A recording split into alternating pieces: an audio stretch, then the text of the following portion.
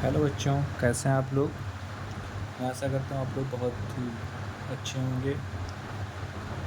बच्चों, आज हम लोग बहुपद का गुणनखंड देखेंगे।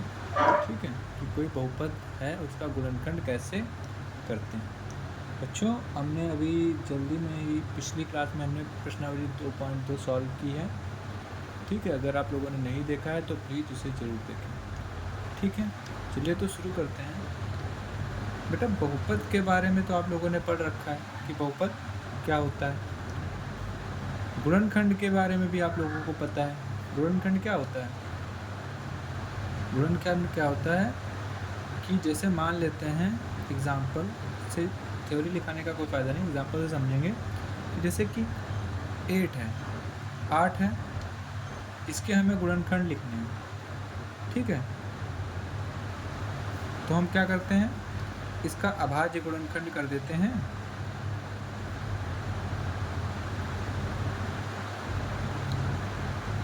और हमें इसके गुणनखंड मिल जाते हैं। तो इसके गुणनखंड क्या हो सकते हैं, 1, 8, ठीक है, और क्या हो सकते हैं, 2, 4 हो सकते हैं। ठीक है, मतलब गुणनखंड क्या होता है, गुणनखंड वे संख्याएं होती हैं, किसी संख्या का गुणनखंड वे संख्याएं होती हैं जिनसे उस संख्या को भाग करने पर, जैसे कि 8 है, 8 का गुणनखंड क्या होता है, 2 होता है। ठीक है, तो 2 से जब आप 8 को भाग करते हो तो शेषफल क्या आता है, 0 बचता है। मतलब गुणनखंड क्या होता है, किसी संख्या का वह मान जिससे उसे भाग करने पर शेषफल क्या है, 0 है। ठीक है, इतनी बात समझ में आ रही है। गुणनखंड क्या होता है, किसी भी संख्या का गुणनखंड वह मान होता है, वह मान होता है जिससे उस संख्या को भाग करने पर शेषफल क्या आ जाए, 0 आ जाए। ठीक है, इतनी बात हम लोगों को पता है। चलिए, ये तो हो गई बेसिक बात। अब हम आगे बढ़ते हैं, ये जानते हैं। तो बच्चों, आपने अगर पिछली क्लास आप लोगों ने देखी होंगी तो उसमें आप लोगों ने ये देखा कि हम लोग शून्य के बारे में बात कर रहे थे। किसके बारे में बात कर रहे थे, शून्य के बारे में। शून्य क्या होता है, किसी बहुपद का में, ठीक है, किसी बहुपद में x का या y का या z का वह मान, ठीक है, मतलब चर पद का वह मान जो उसे क्या कर दे, 0 बना दे। ठीक, जैसे कि एक संख्या है, एक बहुपद है हमारा पी एक्स बराबर x² + 1। ठीक है, फिर x + 1 ले लेते हैं। ठीक है, समझाने के लिए। तो x का वह मान जो इसको 0 बना दे, तो x का वो मान कौन सा होगा, -1 होगा। ठीक, -1 अगर x की जगह आप रखते हैं तो ये इसको क्या बना देता है, इस बहुपद को 0 बना देता है। ठीक है, इस बहुपद को क्या बना देता है, 0 बना देता है। अब यही इसका क्या कहलाता है, 0 कहलाता है। इतनी बात आप लोगों ने पिछली क्लास में पढ़ी है। अब इसी से जुड़ी हुई एक नई बात है जो गुणनखंड के लिए बहुत ही उपयोगी है। ठीक है, वो बात क्या है कि ये जो आप देख रहे हैं 0, ये शेषफल ही होता है। मान रखने के बाद में जो आंसर आता है, जैसे इसमें 0 आ रहा है तो ये क्या है, शेषफल है। मतलब क्या हुआ, मतलब ये हुआ कि जो, अगर हम इसको देखें, ये क्या लिखा है, x बराबर -1, ये लिखा हुआ है x बराबर -1। ठीक है, इसको इधर ले जाओ, x + 1 बराबर 0, यही आएगा। ठीक है, मतलब क्या हुआ, ये x + 1 जो है इस वाले बहुपद का क्या है, गुणनखंड है। क्यों गुणनखंड है, क्योंकि जब x + 1 से आप इसको भाग देंगे तो आंसर क्या आएगा, 0 आएगा। रिलेट कर पा रहे हैं मेरी बातों को। चलिए फिर से बताता हूँ, शून्य के बारे में आप लोगों ने पढ़ा है। शून्य क्या होता है? वह मान जिस पर हमारा बहुपद क्या हो जाए? शून्य बन जाए। ठीक है, वही शून्य होता है, और यही शून्य क्या होता है? शेषफल होता है। ठीक है, अगर किसी भी बहुपद का अगर आप लोगों को शून्य शेषफल निकालना है तो आप इस तरीके से ज्ञात कर सकते हैं। ठीक है, बात समझ में आ रही है? चलिए, अब ये जो हमारा गुणनखंड है इसको हम लोग कई तरीके से सॉल्व करते हैं। ठीक है, जिसमें से पहला है हमारा गुणनखंड प्रमेय। क्या है? गुणनखंड प्रमेय। गुणनखंड प्रमेय भैया क्या कहती है? यदि px घात n greater than 1 equal n greater than equal 1 वाला एक बहुपद है। मतलब क्या है? ये कह रहा है कि px एक बहुपद है, ठीक है, जिसकी घात या तो 1 है या 1 से बड़ी है। ठीक है, इसका कहने का मतलब ये है। चलिए ठीक है, हम लिख लेते हैं। तो इसके हिसाब से ये क्या है? एक बहुपद है। a कोई वास्तविक संख्या और a क्या है? कोई वास्तविक संख्या। ठीक, a क्या है? नेचुरल नंबर है। ठीक है, आगे पढ़ते हैं। क्या है? तो क्या होता है? x माइनस a px का गुणनखंड होगा। x माइनस a px का गुणनखंड होगा यदि pa बराबर 0। फिर से यही वाली बात आ गई हमारी। क्या आ गई? x माइनस a गुणनखंड कब होगा? जब a का मान, सॉरी a जो है, ठीक, a को हम लोग क्या करें? ये आएगा a यही तो आएगा, x बराबर यही आएगा ना, a सॉल्व करने पर। इसको यदि हम इस वाले इक्वेशन में रखें और ये क्या बन जाए? शून्य बन जाए। तो यही बात तो मैंने बताई थी आप लोगों को भी। ठीक है, कि x माइनस 1 देखो है यहाँ पर, a की जगह पर क्या है? यहाँ पर 1 है। ठीक है, तो अगर हम इसको इस वाले में रखते हैं, तो ये वास्तविक संख्या r होगा, रियल नंबर। ठीक है, इस -1 को अगर हम इसमें रखते हैं तो देखो ये क्या बन गया? शून्य बन गया। तो ये बहुपद का क्या है? शून्य का। तो यही बात इसमें समझाई गई। इसी बात को उल्टा करके लिखा गया है कि अगर a पर मान 0 होता है तो वो x माइनस a बहुपद का क्या होता है? गुणनखंड होता है। ठीक है, और गुणनखंड क्या होता है? वे मान जिस पर हमारी दी हुई संख्या क्या हो? पूरी तरीके से कट जाए और शेषफल क्या है? शून्य है। इतनी बात समझ में आ रही है? ठीक, गुणनखंड प्रमेय आप लोगों को समझ में आई? गुणनखंड प्रमेय हम आगे करेंगे। ठीक, अब बात आती है कि बहुपदों का गुणनखंड करते कैसे। एक मेथड होता है हमारा मध्यपद विभक्त। ठीक, मतलब जैसे कि एक कोई हमें बहुपद दे दिया गया, मान लेते हैं दिया गया px बराबर x² प्लस 2x प्लस 3। ठीक है, तो मध्यपद विभक्त क्या होता है? हम क्या करते हैं, बड़ी ध्यान से समझिएगा। हम लोग x² का जो गुणांक होता है, गुणांक मतलब इसके गुणे में, जो इसके गुणे में क्या है? कुछ नहीं तो 1 होगा। इसकी गुणा हम लोग अचर पद से करते हैं। ठीक है, x² का जो गुणांक होता है उसकी गुणा अचर पद से करते हैं। तो 3 की गुणा जब आप 1 से करेंगे क्या आएगा?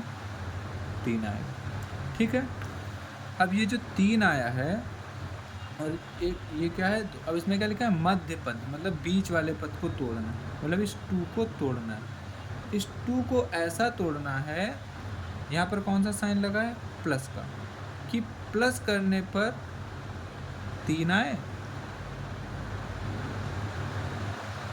सॉरी, गड़बड़ हो गया। यहाँ पर 3 कर लेते हैं समझने के लिए, फिर से लिख लेते हैं x² प्लस 3x प्लस 2, ये ले लेते हैं। ठीक है, जिससे आप लोगों को आसानी से समझ वो भी सॉल्व हो जाएगा। दराचार विधि वगैरह बहुत सारी विधियाँ हैं, लगा सकते हैं, लेकिन आप लोगों को समझाने के लिए मैं आसान विधि ले रहा हूँ। इससे गुणा करेंगे तो आप आएगा 2 एकम 2, ठीक। अचर पद का एक्स स्क्वायर के गुणांक से गुणा करेंगे आएगा 2, साफ लिख लेते हैं, 2 आएगा। अब हमें मध्य पद को विभक्त करना है। मध्य पद को आप ऐसा तोड़िए कि जोड़ने पर 3 आए लेकिन गुणा करने पर 2 आए। ऐसे 2 नंबर्स चाहिए जिनको गुणा करने पर 2 आए लेकिन जोड़ने पर क्या है 3। तो आप लोगों को पता है 2 गुणे 1 2 होता है, और 2 में जब आप 1 जोड़ते हैं तो क्या आ जाता है 3। तो अब मध्य पद को विभक्त कर दिया, हमें पता है कैसे विभक्त करना है। अब इसको तोड़ा है जो हमने, जब इसको विभक्त किया उसको यहाँ पर लिखेंगे, तो एक्स स्क्वायर प्लस 3 की जगह पे क्या लिखेंगे 2 प्लस 1 एक्स प्लस 2। मध्य पद को विभक्त करके लिख दिया, ठीक है। अब ज़रा सॉल्व कर लेंगे, तो एक्स स्क्वायर प्लस 2 का एक्स से गुणा और प्लस 1 तो 2x, 1 का x से गुणा तो x प्लस 2। अब 2 2 के पेयर बनाएंगे और कॉमन निकालेंगे, तो इन दोनों में क्या कॉमन है x कॉमन है, तो x कॉमन बचा क्या 2x थे यहाँ पर, तो 1x बचा। यहाँ पर एक ही x था तो कोई x नहीं बचा, मतलब केवल क्या बचा। ऐसे ही यहाँ पर कुछ कॉमन नहीं है तो हम कॉमन ले लेंगे 1, ठीक है। तो क्या बचा x प्लस 2। अब देखो इन दोनों में x प्लस 2 कॉमन है, तो x प्लस 2 लिखेंगे, और ये दोनों बचे हैं इनको एक साथ लिखते हैं, ठीक।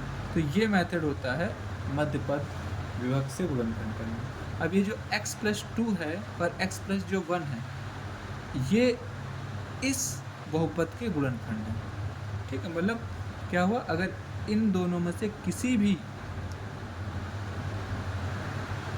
बहुपद से इसको भाग करोगे तो आंसर 0 आएगा, ठीक है। बात समझ में आ रही। या फिर ऐसे समझो कि x प्लस 2 बराबर क्या ले लो 0, तो x का मान क्या आएगा -2, ठीक। अगर x बराबर -2 आप इसमें रखते हैं तो आंसर क्या आएगा, शेषफल 0 आएगा। ऐसे ही x प्लस 1 बराबर अगर 0 लें तो x बराबर -1, अगर -1 को भी आप इसमें रखते हैं तो आंसर क्या आएगा 0 आएगा, ठीक है। तो ये हो गई हमारी मध्य पद विभक्त, ठीक है। मध्य पद विभक्त से गुणनखंड करना, ठीक है। चलिए आगे बढ़ते हैं। तो बच्चों अब हम लोग दूसरे मेथड की बात करेंगे जिससे हम लोग बोलते हैं गुणनखंड प्रमेय। गुणनखंड प्रमेय क्या कहती है, तो एक एग्जाम्पल के जरिए समझते हैं। पुराना वाला एग्जाम्पल ले लेते हैं, क्या था x square plus 3x plus 2, ठीक। गुणनखंड प्रमेय ये कहती है कि एक्स स्क्वायर को खाली कर दो। खाली मतलब एक्स स्क्वायर के गुणे में कोई संख्या ना हो, तो इसमें तो पहले से ही कोई संख्या नहीं है गुणे में, एक्स स्क्वायर की है नहीं है, ठीक है। तो इसको तो खाली करना नहीं। खाली करने के बाद में मान लो यहाँ पर कोई संख्या होती, ठीक है, तो हम लोग इसको हटाना पड़ता है। हटाते कैसे आप लोगों को पता है, भाग पहले चलिए एक ये नॉर्मल समझते, फिर अभी वो वाला भी बता दूँगा, ठीक है। तो जब इसको खाली करने के बाद हम जो इसका अचर पद है, जो अचर पद है, इसके गुणनखंड निकालेंगे। तो इसके गुणनखंड क्या होंगे, 1 गुणे 2, ठीक है।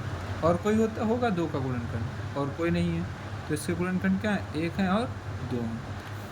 अब इन्हीं को आप इसमें रख के देखेंगे, ठीक। ये जो x के, इन्हीं को हम लोग x का मान मान लेंगे। एक x का मान 1 आया है और एक x का मान 2 आया है, ठीक। गुणनखंडों को ही क्या लेते हैं, x का मान लेते हैं, और इनको आप इसमें रखिए, आंसर क्या आएगा 0। जिस पर आंसर 0 आ जाए वो गुणनखंड होगा, और जिस पर आंसर 0 नहीं आता है वो गुणनखंड नहीं होगा, ठीक है। तो रख के देखते हैं हम लोग। एक तो ये प्लस वाले और माइनस वाले भी तो होंगे, -1 गुणा -2 ये भी तो होंगे इसके गुणनखंड, होंगे या नहीं होंगे, होंगे, क्योंकि माइनस प्लस 2 1 2 ये भी इसके गुणनखंड होंगे। तो एक ये भी मिल गए -1 -2, ठीक है। तो देखो ये वाले जो गुणनखंड हैं हमारे, ये जो हमने पाए हैं, ये तो हमने पीछे ही देख लिया था, देखा था ना पीछे। देखिए इन पे तो हमें पता है आंसर शून्य आ रहा है, ठीक है, लेकिन इन दोनों पे अभी हमें पता करना बाकी है, ठीक है। तो ये आप लोग करके ट्राई करेंगे, क्या इन पे अगर इन पे भी 0 आएगा तो शून्यक होगा, ये दोनों भी इसके क्या होंगे, गुणनखंड होंगे, ठीक है। तो अगर इसको लिखोगे तो क्या लिखोगे, x बराबर 1 लिखेंगे आप, इसको इधर लेके आएंगे तो x माइनस 1, तो ये इसका एक गुणनखंड होगा, x माइनस 1 भी अगर गुणनखंड होगा कब, जब x बराबर 1 पर ये 0 हो जाए, ठीक। ऐसे ही x बराबर 2 है, इसको इधर लेके आएंगे x माइनस 2, ठीक है। x माइनस 2 भी इसका गुणनखंड तब होगा जब x बराबर 2 इसमें रखने पर क्या आ जाए, 0 आ जाए, ठीक। तो यही है हमारी गुणनखंड प्रमेय। गुणनखंड प्रमेय क्या करती है, कहती है कि एक्स स्क्वायर के गुणांक को खाली करो, ठीक, मतलब एक्स स्क्वायर का जो गुणांक उसको हटाओ, फिर जो अचर पद है उसके गुणनखंड लिखो, और उन गुणनखंडों को आप इसमें रखिए, जिन पर मान शून्य आ जाए वो इसके गुणनखंड होंगे, और जिन पर मान शून्य नहीं आता है वो गुणनखंड नहीं होंगे, ठीक है। चलिए एक बार रिकॉल करते हैं सारा जो हमने पढ़ा है। तो बच्चों सबसे पहले हमने बात की बहुपदों के गुणनखंड। बहुपद आप लोगों को पता है क्या है, गुणनखंड आप लोगों को पता है क्या होता है। गुणनखंड क्या होता है कि किसी भी संख्या का गुणनखंड वो संख्याएं होती हैं जो जिसे जिन संख्याओं से उस संख्या को भाग करने पर आंसर क्या आ जाए, शून्य आ जाए। जैसे कि 2 से 8 को भाग करने पर क्या आ गया, शून्य है, मतलब 2 इसका क्या है, गुणनखंड है। अब शून्य से आप लोगों को कुछ चीज़ें याद आई होंगी जिससे कहते हैं शून्य, ठीक है। शून्य क्या था, शून्य वे मान थे जिनको किसी बहुपद में रखने पर वो उस बहुपद को शून्य बना देते थे, ठीक है। अब ये जो शून्य आया है या ये जो मान आया है, इसमें बहुपद में मान रखने पर यही हमारा शेषफल होता है, ठीक है। यही हमारा क्या होता है, शेषफल। तो इसमें x की जगह पर मान रखने पर आया है, x बराबर -1 रखने पर आया है, ठीक है, x बराबर -1 रखने पर आया है, ठीक है। तो अगर इसको इधर लेके आ जाओ आप लोग तो x प्लस 1 बन जाएगा। तो ये जो x प्लस 1 है ये इस वाले बहुपद का क्या हो जाएगा, गुणनखंड हो जाएगा, ठीक है। तो ये डायरेक्ट मैंने आप लोगों को बता दिया, ठीक। अब गुणनखंड किस बाद में आती है, हमारी गुणनखंड प्रमेय। गुणनखंड प्रमेय क्या कहती है, यदि कोई बहुपद है और उसकी घात या तो 1 हो या फिर 1 से बड़ी हो, ठीक है, और a कोई वास्तविक संख्या है, ठीक है, तो क्या होता है, x माइनस a उसका गुणनखंड होगा यदि a बराबर a का मान रखने पर ये वैल्यू क्या बन जाए, शून्य। इसी चीज़ को उल्टा करके लिख दिया गया, यदि a पर किसी का मान शून्य है तो वो उस बहुपद का क्या हो जाएगा, गुणनखंड हो जाएगा, ठीक है। अब उसके बाद बात आती है मध्य पद विभक्ति की। ये एक मेथड होता है किसका, गुणनखंड करने का। इसमें करते क्या हैं, हम लोग मध्य पद को तोड़ते हैं। सबसे पहले क्या करते हैं, सबसे पहले एक्स स्क्वायर का जो गुणांक होता है उसका अचर पद से गुणा करते हैं, तो 2 और 1 की गुणा करोगे तो 2 ही आएगा। फिर मध्य पद को ऐसे तोड़ते हैं कि ये साइन यहाँ पर क्या लगा है, प्लस, कि जोड़ने पर मध्य पद आए। मध्य पद इसमें क्या है, 3 है ना मध्य पद, तो जोड़ने पर 3 आए, लेकिन गुणा करने पर क्या है, हमारा गुणनफल एक्स स्क्वायर और अचर पद का जो गुणनफल आया था, एक्स स्क्वायर और अचर पद का गुणनफल कितना था, 2 था। अब हमें इस 3 को ऐसे तोड़ना है कि जोड़ने पर उन दोनों नंबर्स को 3 आए, लेकिन गुणा करने पर 2 आए। तो हमने देखा 2 एकम 2, गुणा करने पर 2 आ रहा है और 2 और 1 को तोड़ने पर 3 आ रहा है। तो अब हम 3 को तोड़कर लिख लेंगे, 2 प्लस 1। 3 को क्या लिखोगे, 2 प्लस 1, क्योंकि इनको गुणा करने पर 2 आता है और जोड़ने पर 3 आता है। अब हम क्या करेंगे, सॉल्व करेंगे, x के अंदर गुणा करा दो तो 2x प्लस x बन जाएगा प्लस 2। अब 2 के पेयर बना के कॉमन लेंगे, इसमें से एक्स स्क्वायर कॉमन मिल गया, बचाएगा x प्लस 2। इसमें कुछ कॉमन नहीं मिल रहा है तो 1 कॉमन ले लिया हमने, x प्लस। अब इन दोनों में देखो क्या कॉमन मिल रहा है, तो x प्लस 2 दोनों में, तो x प्लस 2 कॉमन ले लिया, और x प्लस 1 बचा तो उसको अलग लिख लिया, ठीक है। तो ये हमारे क्या है, गुणनखंड है। किसके गुणनखंड है, इस वाली बहुपद। इस वाले बहुपद के गुणनखंड है, मतलब x प्लस टू पर ये संख्या क्या हो जाएगी, शून्य हो जाएगी।